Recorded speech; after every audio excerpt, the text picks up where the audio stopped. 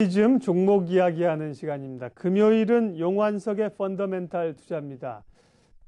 경제 지표, 또 거시 지표, 생활 속 이야기를 통해서 전략 세우고요. 종목까지 접근하는 시간입니다. 용환석 페트라 투자자문 대표님 함께하겠습니다. 어서 오세요, 용 대표님. 네, 네. 안녕하십니까? 유럽 얘기 뭐 이제 지긋지긋합니다. 그래도 이제 안 할 수가 없고요. 그리스에 이어서 스페인이 먼저 유로존 나가는 것 아니냐. 뭐 그렉시티가 아니라 뭐라 그러죠? 뭐 스페인이 먼저 나갈 수 있다. 유럽 문제는 도대체 언제쯤 해결이 될까요? 예, 스페인은 지금 은행권 부실이 문제가 되고 있습니다. 그런데 스페인 정부는 이를 지원할 여력이 없어 보여 외부 지원이 필요한 듯이 보이는데 그런 상황이다 보니까 스페인 국채 금리도 계속 상승을 하고 있습니다. 그런데 다음 화면에도 나오지만 과거에 그리스, 아일랜드, 포르투갈 등 이런 나라들도 이들 나라들의 10년물 국채 금리와 독일의 국채 금리와의 차이, 그러니까 500bp, 즉 5%에 도달한 순간부터 짧게는 16일, 길게는 30일 이내에 구제금융을 받은 사례가 있습니다. 그런데 스페인도 이번 월요일 28일 날 독일 국채금리와의 스프레드가 500bp에 도달을 해서 아마도 이 외부 구제금융을 받을 확률이 어느 정도 있어 보입니다. 이제 그런데 보통 유럽 문제를 얘기할 때 주변국들이 얼마나 나쁜지에 대해서 많이 얘기를 하는데 또 입장을 바꾸어가지고 유럽 문제 해결에 열쇠를 쥐고 있는 독일의 입장은 어떤지 하는 시각에서 볼 필요도 있다고 생각을 합니다. 다음 화면에서 다음 그래프에서 보시면은 예. 이제 아래쪽 왼쪽에 나와 있는 그래프인데 민간 부분 금융 수지의 변화를 GDP 대비해서 보여준 그래프입니다.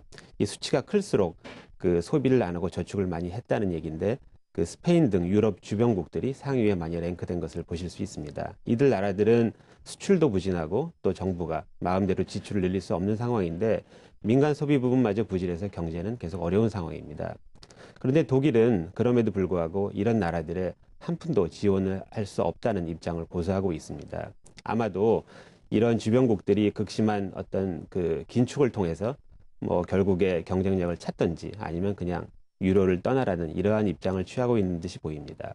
그런데 오른쪽 하단에 나와 있는 그래프는 독일 나라별로 독일 수출의 추이가 나와 있는데 유로존이 독일 수출에서 차지하는 비중이 40%가 넘습니다. 이 얘기는 유로존 국가들의 문제가 생기면 결국 독일에도 타격이 올 수밖에 없는 구조라는 얘기인데 결국에는 독일이 이 유로호를 현재와 같은 이렇게 좌초의 항로를 계속 갈 것이냐 아니면은 항로를 바꾸어서 구제 쪽으로 갈 것이냐 하는 문제에 결국 직면하게 될 것으로 보입니다. 그런데 독일도 결국에는 유로가 붕괴되는 것보다는 돈을 조금 지원을 하더라도 이 유로를 살리는 것이 자국의 이해에 도움이 되기 때문에 결국에는 이제 그런 쪽으로 갈 것으로 보이는데 이 얘기는 유럽 문제가 해결될 가능성은 높지만 시간은 다소 걸릴 수도 있을 것으로 보입니다. 예.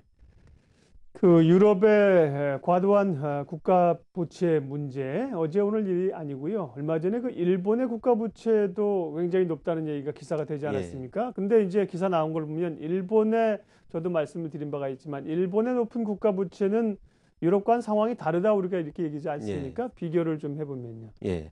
그래서 일본은 사실은 국가 부채가 GDP 대비 200%를 훨씬 상회해서 사실은 요즘 문제가 되고 있는 그리스보다도 훨씬 높은 상황입니다. 그러다 보니까 최근에 신용등급도 두 단계 강등된 일이 있었는데요.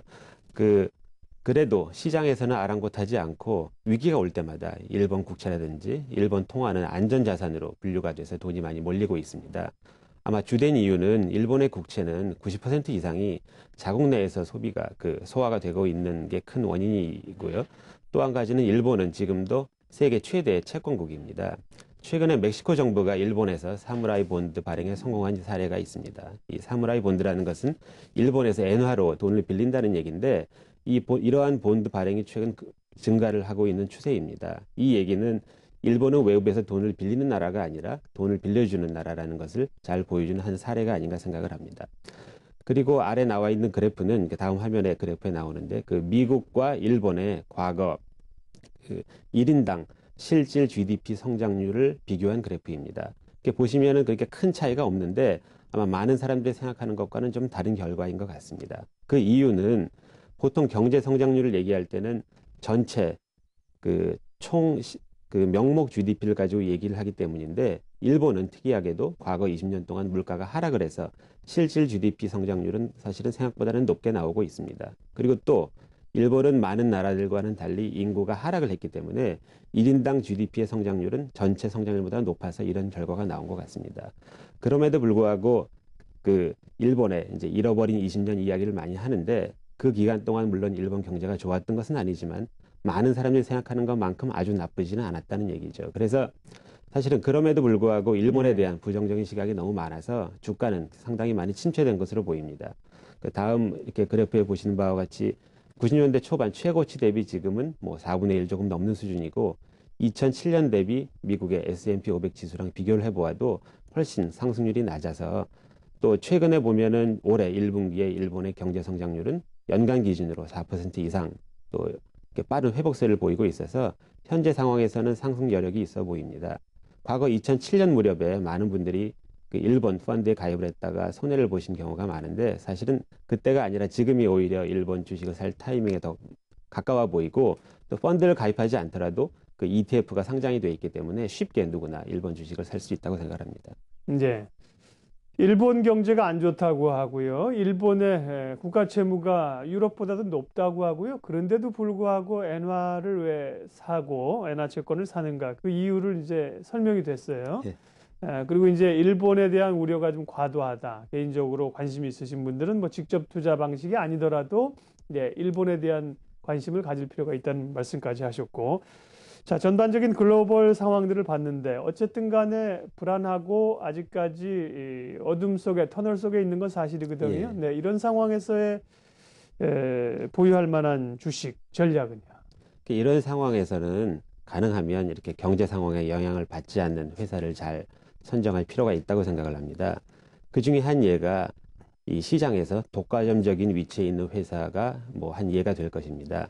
그 첫 번째 예는 GKL이라는 회사인데 그 카지노 업체죠. 예, 그 네. 한국관광공사가 51% 지분을 보유한 이제 외국인 전용의 카지노 네. 운영업체입니다. 파라다이스 기존의 파라다이스와 함께 그 시장을 양분하고 시장의 그 과점적인 위치를 점유하고 있는데 현재 시장 점유율 1위를 기록하고 있습니다.